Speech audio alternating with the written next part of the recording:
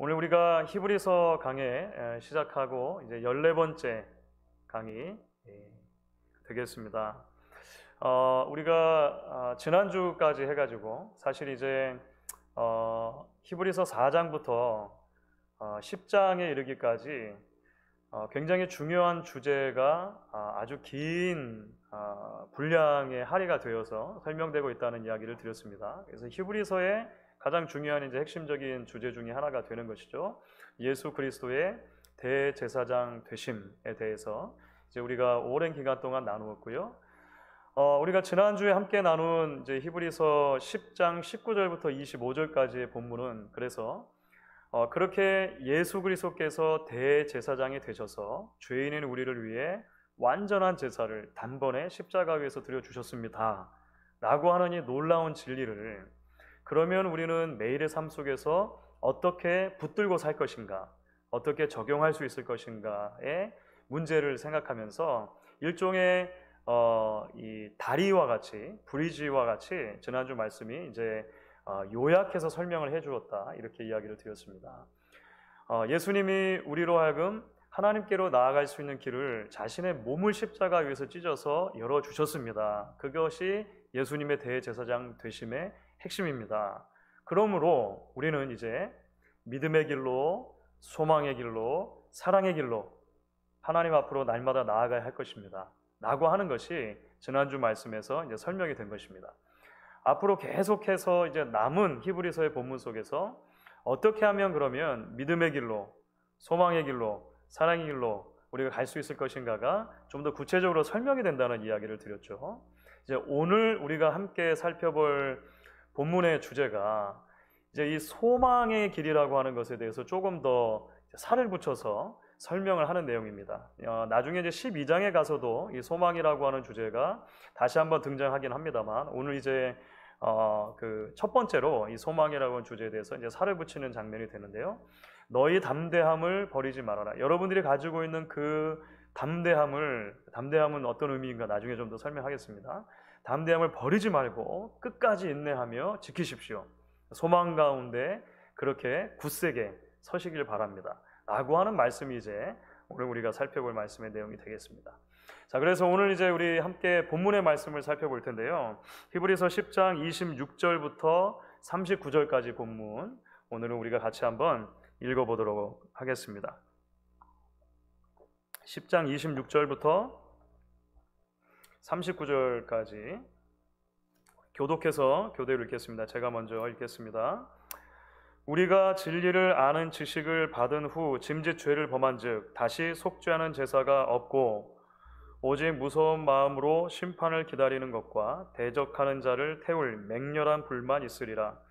모세의 법을 폐한 자도 두세 증인으로 말미암아 불쌍히 여김을 받지 못하고 죽었거든. 하물며 하나님의 아들을 짓밟고 자기를 거룩하게 한 언약의 피를 부정한 것으로 여기고 은혜의 성령을 욕되게 하는 자가 당연히 받을 형벌은 얼마나 더 무겁겠느냐 너희는 생각하라.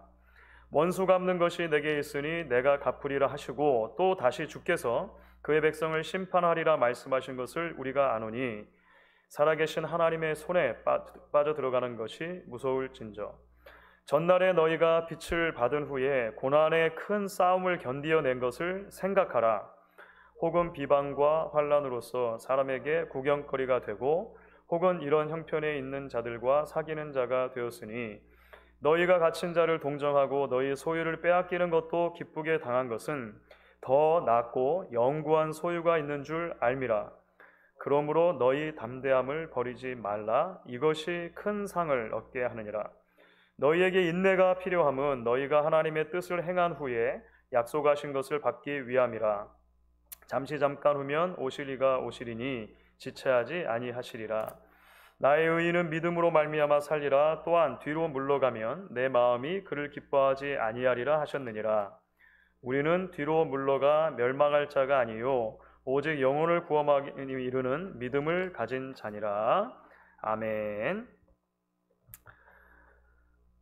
우리가 앞서 살펴보았던 대목 가운데 사실은 이제 히브리서 6장 1절부터 20절까지의 내용과 오늘 우리가 함께 읽은 내용이 조금 겹쳐지는 부분이 있다고 아마 생각되실 것입니다. 나중에 이제 6장을 읽어보시면 아, 그랬었구나, 우리가 이런 대목도 지나왔구나, 이런 생각을 하시게 될 거예요.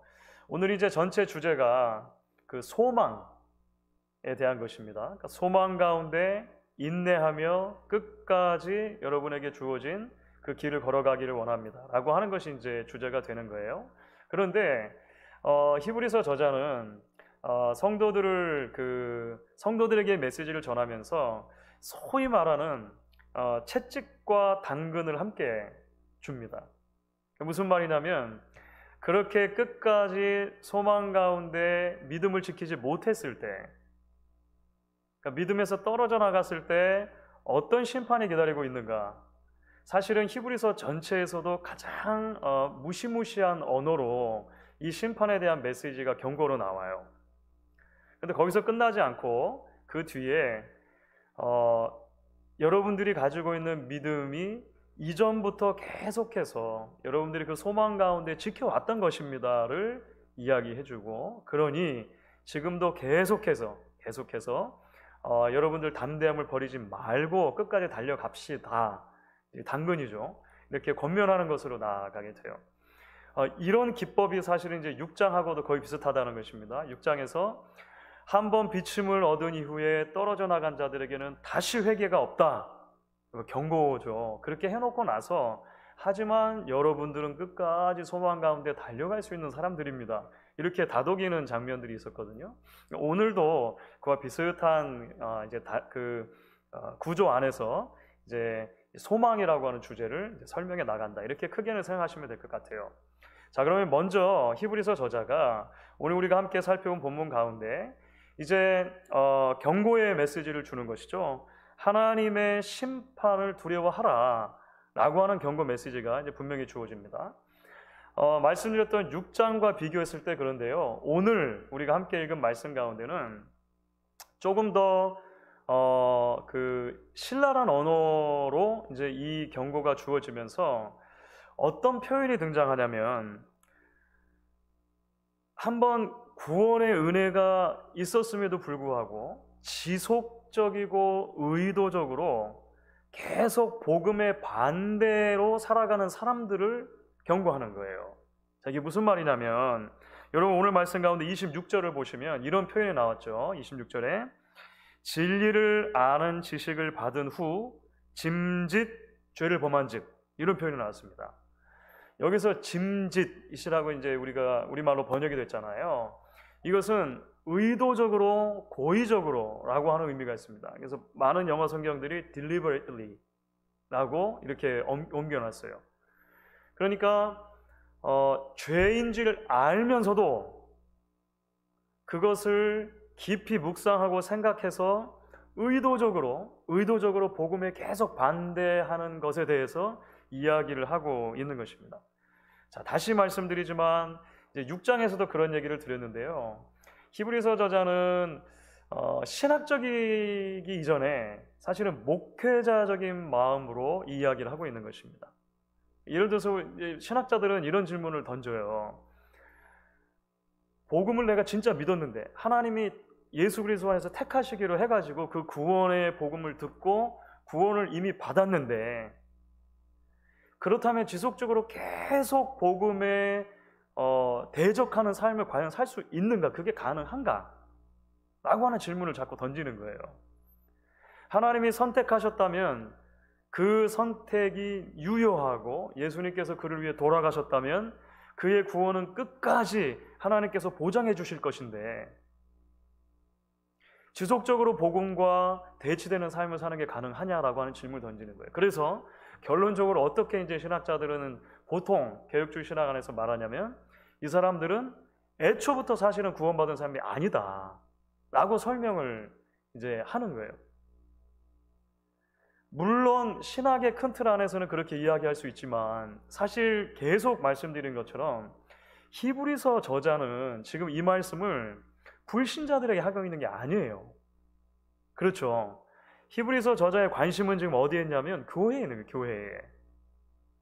특별히 팬데믹 시기를 지나가고 있는, 믿음의 어려운 시기를 지나가고 있는 성도들, 그 중에서 마음이 흔들리고 때로는 유대교로 돌아가려고도 하고 그렇게 죄 가운데서 허덕이고 있는 그런 성도들을 향해 히브리서 저자는 아버지와 같은 마음으로, 목회자와 같은 마음으로 사실은 메시지를 전하고 있다는 것입니다.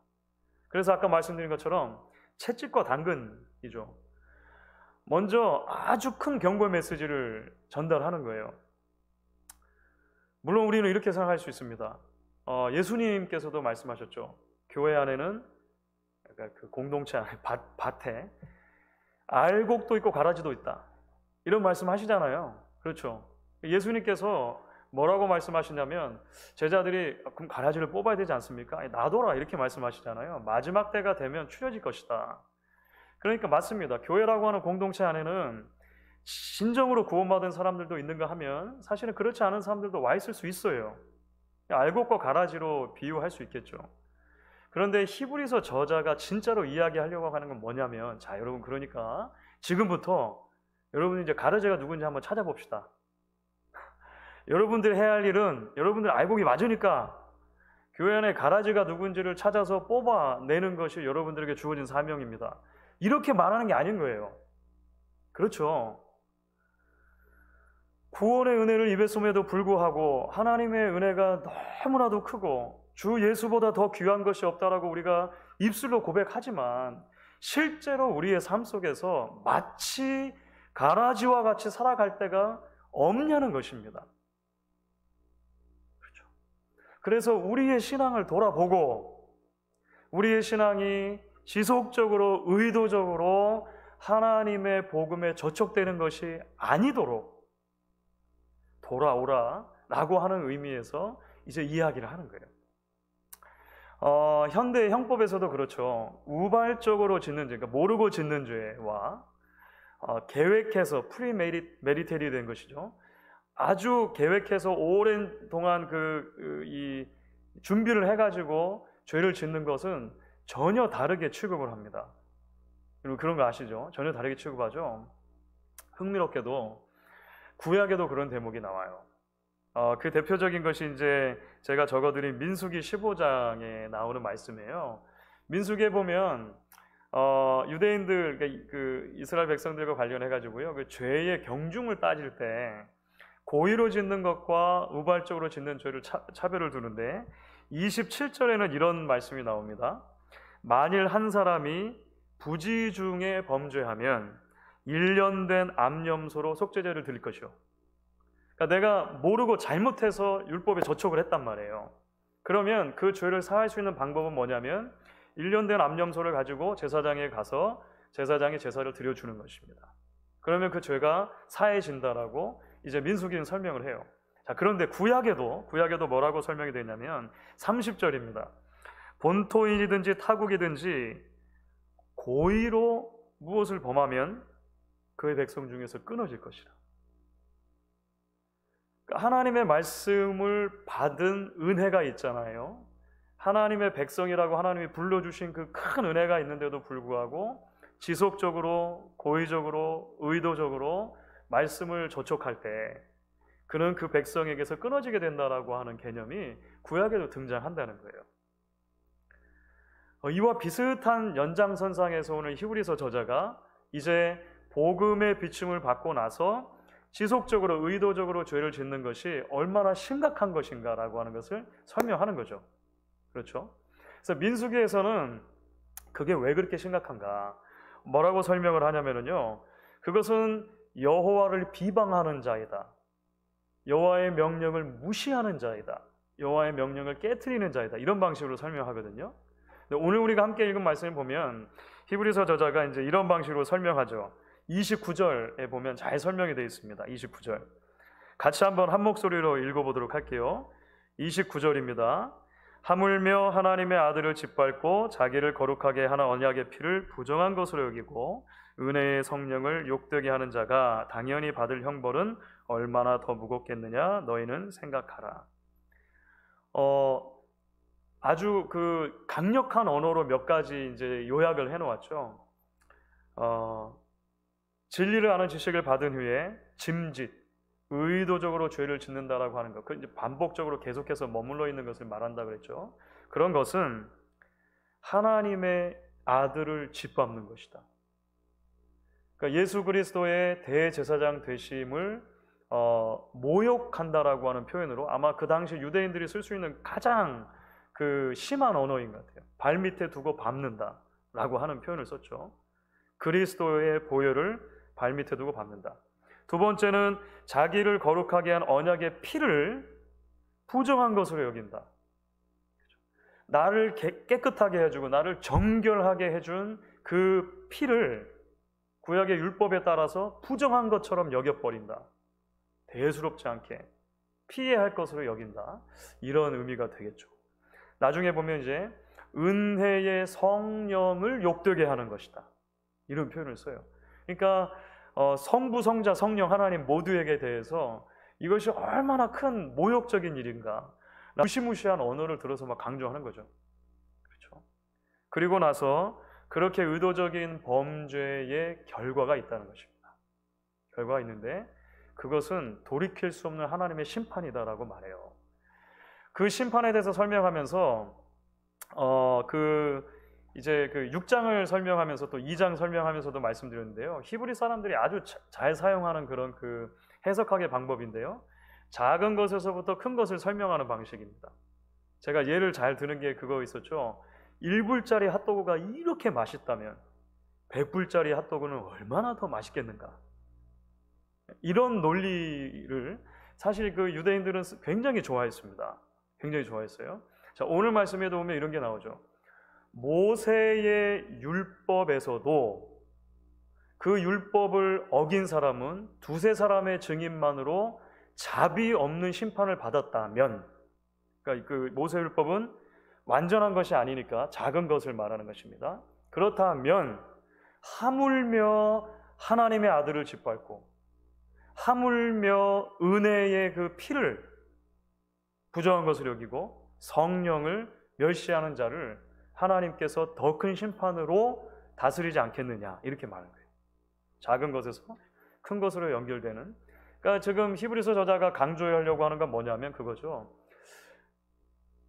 하나님께서 이러한 죄를 가만히 두시지 않는다. 하나님의 심판이 있다 라고 하는 것을 이야기하면서 이제 경고의 말씀으로 성도들을 일깨우는 것이죠. 그 경고의 말씀의 이제 핵심적인 단어가 바로 생각하라입니다. 생각하라. think. 오늘 그 29절에 나오는 것이죠. 29절에. 그렇게 하나님께서 주신 더 크지 않겠느냐, 심판이 더 크지 않겠느냐 생각하라. 명령어로 나와 있는 굉장히 중요한 첫 번째 단락, 경고의 단락의 중요한 핵심 단어가 되는 것입니다. 생각하라. 은혜만을 강조하다가 하나님의 구원의 확실함만을 강조하다가 혹여라도 순종이나 거룩이나 헌신이나 희생이나 하나님께서 우리에게 요구하시는 삶에 대해서 너무 무관심하고 믿음이 있다고는 하지만 실상은 가라지처럼 살아가는 삶은 아니냐 돌아보라는 것입니다. 생각하라는 거예요. 이런 종류의 경고는 사실은 여러 성경에 등장합니다. 사도 바울도 그런 얘기를 했어요. 오직 의인은 믿음으로 말미암아 산다라고 이야기하면서도 사도 바울은 갈라디아서 6장 7절을 보면 뭐라고 말하냐면 스스로 속이지 말라. 하나님은 업신여김을 받지 아니하시나니 사람이 무엇으로 심든지 그대로 거두리라. 바로 다음 절에서 육체를 위해 심는 자는 육체로부터 심판을 거두는 것이고 영을 위해 심는 자는 영의 열매를 거둔다 라고 하는 방식으로 바울이 설명하죠. 그러니까 오늘 히브리서 저자가 정리를 하자면 이 경고의 말씀을 주는 대상들은 누구냐면 하나님을 전혀 모르는 불신자들이 아니라는 거예요. 다시 말씀드리지만 교회에게, 특별히 신앙의 팬데믹 시대를 살아가며 사실은 위태위태하고 있는, 흔들흔들거리고 있는, 실제로 죄의 유혹 가운데 노출되어 있어서 그 죄 속으로 발을 담그기도 하고 그것 때문에 고민하고 있는 성도들에게 채찍이죠, 채찍. 아주 그 심한 단어들을 사용하면서 여러분 한 번 하나님의 구원의 은혜를 입은 이후에 계속해서 범죄한다면 하나님은 가라지를 그냥 놔두지 않고 거두어 태워버리듯이 심판하실 것입니다 라고 경고하는 것입니다. 그래서 생각하라. 그런데 말씀드린 것처럼 이제 히브리서 저자의 메시지는 여기서 끝나지 않습니다. 경고에서 끝나지 않고 위로의 메시지 그리고 권면의 메시지로 연결이 돼요. 당근이 남아있는 것입니다. 그렇죠. 그런데 위로의 메시지가 오늘 말씀 가운데서 아주 흥미로운 방식으로 주어졌어요. 그것은 뭐냐면 이전에 여러분들이 얼마나 멋지게 승리를 하는 삶을 살았었는지 기억하라 라고 하는 방식으로 설명이 됩니다. 성도들이 이전부터 계속 오랫동안 힘든 시기를 지나왔다는 거예요. 그런데 그런 힘든 시기를 지날 때 믿음으로 소망 가운데 능히 승리했던 기억들이, 추억들이 있다는 것입니다. 자, 여러분 그것을 히브리서 저자가 잊어버리지 않고 다 설명을 해요. 그것이 오늘 32절부터 34절까지 쭉 나와 있거든요. 여러분들 예전에는 얼마나 멋지게 신앙생활을 했었습니까? 힘들었지만 여러분 얼마나 소망 가운데 살았습니까? 32절에 보면 고난의 큰 싸움을 견뎌낸 것에 대해서 칭찬하죠. 33절에 보면 여러분들이 비방과 환난으로 사람들의 구경거리가 되었었지만 이겨내지 않았습니까? 설명합니다. 다시 33절에 보면 그런 취급을 받는 형제 자매들 곁에서 그들과 지속적인 교제를 나누지 않았습니까? 불이익을 감수하고서라도. 34절을 보면 복음 때문에 갇힌 자들을 여러분 동정하지 않았었습니까? 34절의 후반부에 복음 때문에 소유를 빼앗기는 것도 기쁘게 다 당하지 않았습니까? 이런 설명을 하는 거예요. 히브리서 첫 시간에 말씀드렸는데요. 지금은 이제 로마의 네로 황제 때라고 보통 생각하죠. 지금 히브리서 이 저자들이 있는 직접적인 시기, 바로 직전이 글라우디오라고 하는 황제였습니다. 글라우디오 황제 때 어떤 일이 있었냐면 로마 시 안에 살고 있는, 로마 도시 안에 살고 있는 모든 유대인들을 강제로 내쫓았습니다. 유대인들이었다가 그리스도인들이 된 사람들도 다 쫓겨났어요. 다 그 사람들이 볼 때는 똑같은 유대인들이니까 쫓겨났어요. 쫓겨났다는 건 무슨 말이냐면 신앙 때문에 지금 내가 살고 있었던 삶의 기반이 다 잃어버려지게 된 거예요. 집도 뺏기고 재산도 뺏기고. 하지만 그런 일을 당하면서도 여러분들은 기뻐하지 않았었습니까? 힘든 시기를 믿음으로 지켜내지 않았었습니까? 지금은 여러분들이 힘든 가운데 이리저리 흔들리고 있지만 이전에 그렇게 멋지게 살았던 것을 한번 기억해 보십시오. 이렇게 말을 하는 거예요. 언젠가도 소개를 해드렸는지 모르겠는데요. 그 고등학교 때 국어 교과서에 나왔던 가난한 날의 행복이라고 하는 그 짧은 글들의 모음이 있었어요. 요즘은 나오는지 모르겠습니다만 지금도 기억이 나요. 그 김소운이라고 하는 분이 쓴 책인 아주 짧은 글인데 옴니버스식으로 3편의 이야기가 이렇게 연결이 돼 있어요. 그러니까 젊은 부부들이 이제 가난한 시기를 지날 때 그런 어떤 아름다운 추억들에 대해서 설명하는 거예요. 뭐 이런 거죠. 남편은 실직을 했어요. 아내만 직장을 다녀요. 그런데 쌀이 떨어져서 아침에 아내가 직장을 나가는데 남편이 아침밥을 해줘야 되는데 아침을 못 해준 거예요. 너무 마음이 아팠어요. 그래서 아내가 직장을 갔다가 이제 보통 점심을 먹으러 집에 오는데 어렵게 쌀을 구해요. 쌀을 구해가지고 아내를 위해서 점심 밥상을 차렸어요. 그래서 쌀밥을 하얗게 맛있게 차려놨는데 보니까 반찬이 없잖아요. 그래서 집에 있는 간장 한 종지를 놓고 아내가 점심 때 들어오는데 그 얼굴을 마주치기가 너무 부끄러운 거예요. 그래서 상을 잘 덮어두고 쪽지 하나를 남편이 써놓고 갔다는 거 아닙니까? 황후의 밥, 거린의 반찬. 멋있죠? 밥은 내가 최선을 다해서 쌀밥을 할게 줬는데 반찬은 이거밖에 없어요. 황후의 밥, 거린의 찬 이렇게 해가지고 갔어요. 근데 그 아내가 그 상을 받으면서 울컥했겠죠. 정말 이 세상에 어떤 황후가, 어떤 퀸이 부럽지 않았다. 나중에 이것이 좋은 이야기로 이제 추억거리로 남으면 좋겠다. 이런 이야기들 있잖아요. 그래서 나이가 들어서 그 젊은 날을 생각하면서 젊은 날 가난했던 때 너무 힘들지만 그때를 잘 지나갔던 뭐 하나의 추억으로 남기면서 왔던 것을 기억하며 지금의 어려움들을 또 새롭게 이겨나가는 힘을 얻게 되는 그런 이야기 있잖아요. 다른 두 이야기도 너무 재밌는데 이거 다 설명하면 오늘은 그 이야기 하다가 끝나니까 그런 거죠. 그런 거죠. 우리도 보통 살다 보면 그런 일들이 있지 않습니까? 지금 어려운 시기를 지날 때 예전에 지금보다 더 불편함이 많았고 더 어려운 것도 많았고 더 가진 것이 없었던 시기에 그 시기들을 서로 위로하면서 잘 토닥거리면서 견뎌왔던 시기들이 떠올리는 거죠. 그런 이야기들을 도란도란 나누는 거죠. 그러다 보면 지금 힘든 상황들을 이겨낼 수 있는 힘들이 우리 안으로부터 솟아나는 것을 종종 경험하지 않습니까? 그렇죠. 그러니까 히브리서 저자 참 놀라워요. 어마어마한 심판의 메시지를 먼저 줬잖아요. 그렇죠. 큰일 납니다. 이거는 절대 취소할 수 없는 심판이 남아있습니다. 막 이렇게 한 다음에 그런데 여러분 기억해 보십시오. 여기서 이제 중요한 단어는 remember입니다. remember. 기억하라인데 여러분 생각해 보십시오. 기억해 보십시오. 이전에도 어려운 적이 있지 않았었습니까? 글라우디오 때 여러분들 다 갑자기 하루아침에 로마를 떠나야 했을 때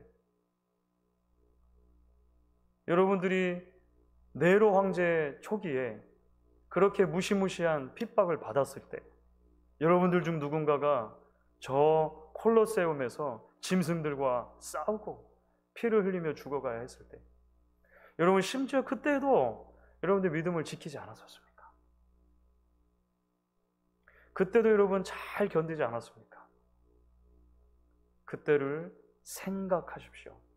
여기서 첫 번째 경고로 주어졌던 생각하다라고 하는 단어하고 여기서 지금 32절에서 생각하다로 번역된 단어는요 원래 다른 단어입니다. 32절의 단어는 사실 remember, 기억하라로 번역되는 것이 훨씬 원래 의미에 가깝습니다.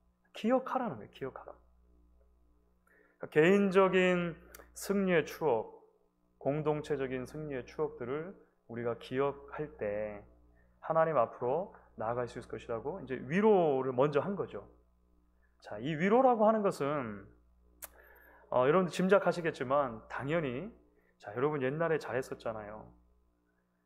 왕년에 신앙에 머물라고 말하는 건 아닙니다. 그렇죠.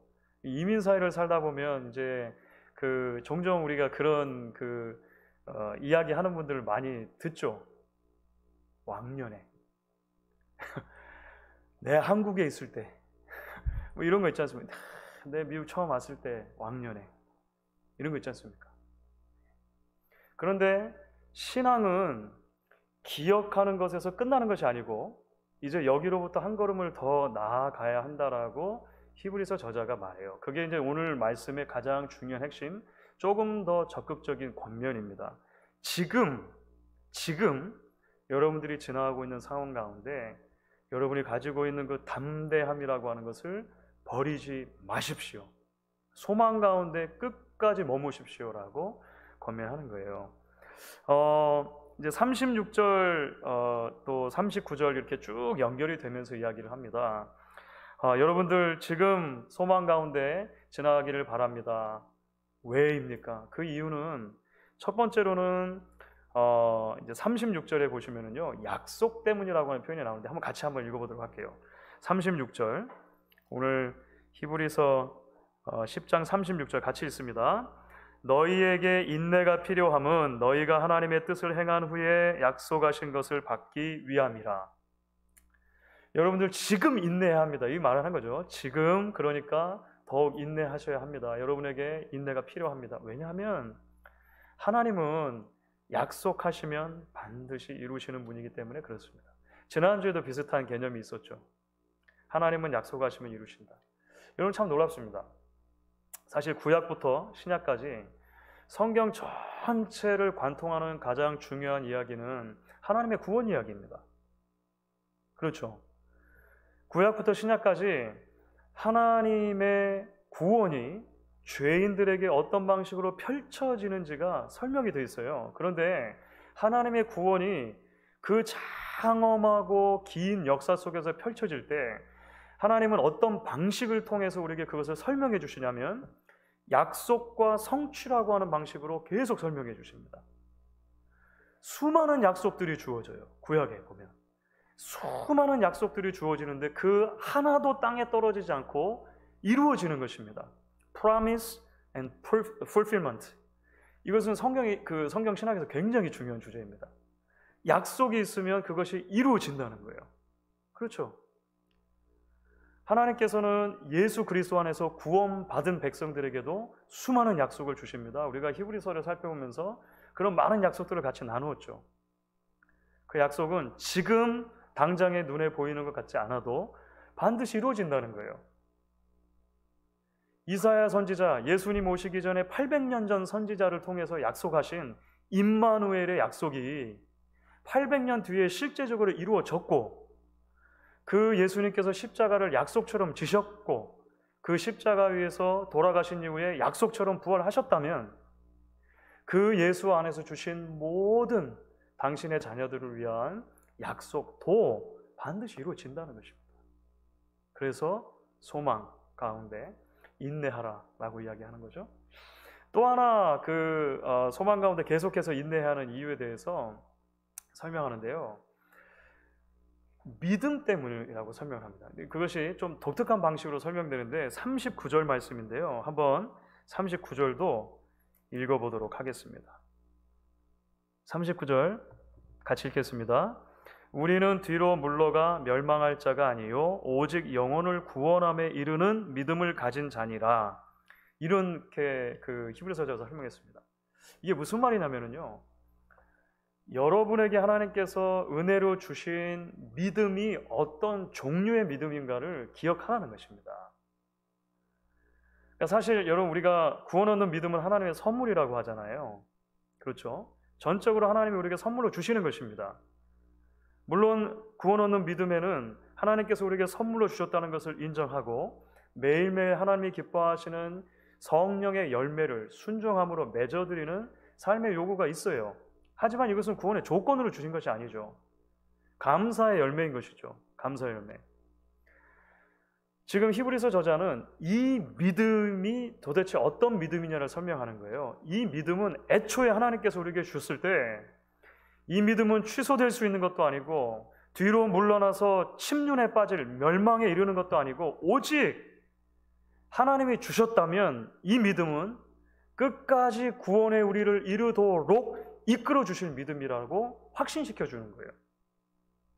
지난주 여러분 주일 설교를 기억하십니까? 믿음은 그래서 믿음 좋은 나를 믿는 게 아니에요. 우리가 자칫 잘못하면 오해할 수 있습니다. 믿습니다라고 하는 나를 신뢰하는 것, 그건 믿음이 아니죠. 믿음은 하나님이 내게 주신 이 믿음이 하나님이 주셨기 때문에 끝까지 구원에 이르도록 하나님이 인도하시는 믿음이라고 하는 것을 믿는 거예요. 다시 말하면 하나님을 믿는 거예요. 하나님 안으로 우리 자신을 던져 넣는 거예요. 그래서 빌립보서 1장 6절을 보면 바울이 이런 말 하죠. 너희 안에 착한 일을 시작하신 이가 그리스도 예수의 날까지 이루실 것을 확신하노라.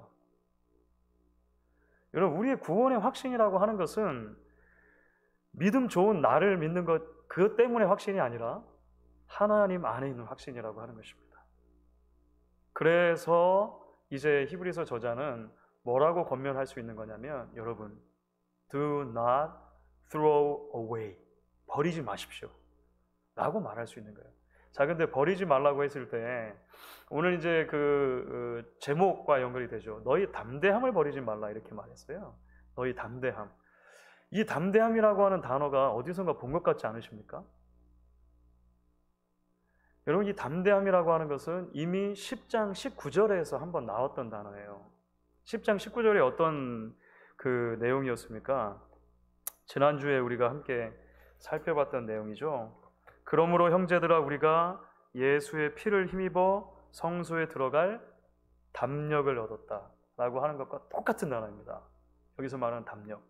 다시 말하면 이 담대함이라고 하는 것은 뭐냐면, 하나님께서 예수 그리스도 안에서 예수의 몸을 찢어서 하나님께로 나아갈 수 있도록 열어주신 그 허가증을 말하는 것이죠. 허가증.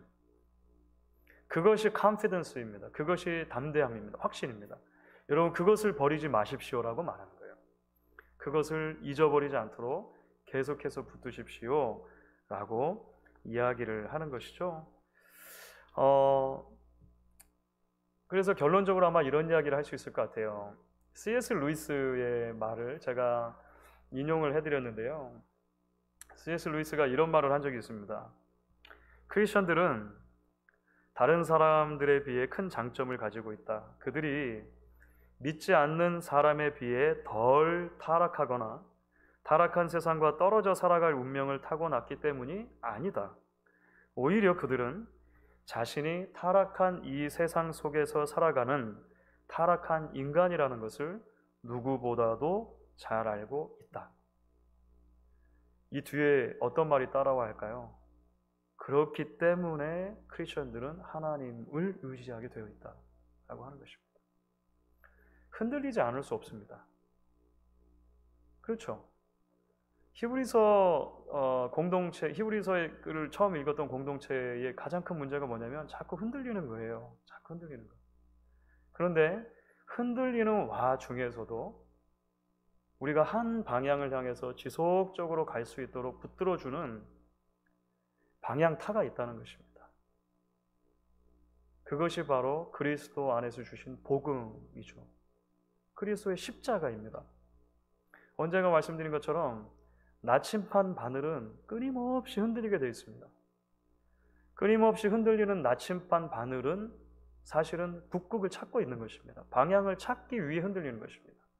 만약에 흔들리지 않고 딱 멈추어 있는 나침반을 발견했다. 그럼 어떻게 하면 되죠? 아, 방향을 잘 찾았구나 라고 말하면 안 되죠. 버려야 됩니다. 고장난 거예요. 흔들리지 않는 나침반은 고장난 거예요. 우리는 이 땅을 살아가는 동안 끊임없이 흔들립니다. 그런데 오늘 히브리서 저자가 말하는 것은 뭐냐면, 여러분, 그리스도의 십자가가 우리에게 나침반같이 바늘로 주어졌습니다. 계속해서 한 방향을 향해 가도록 진리의 나침반이 주어진 것입니다. 그것을 붙들고 심판의 메시지를 지나 위로의 메시지, 이제 권면의 메시지, 여러분에게 주신 이 담대함, 이 특권을 포기하지 말고 떠나보내지 말고 끝까지 하나님 앞에 서시기를 원합니다. 권면하는 것입니다. 그렇게 하나님 앞에 서기로 결단할 수 있는 저와 여러분이 될 수 있기를 간절히 바랍니다.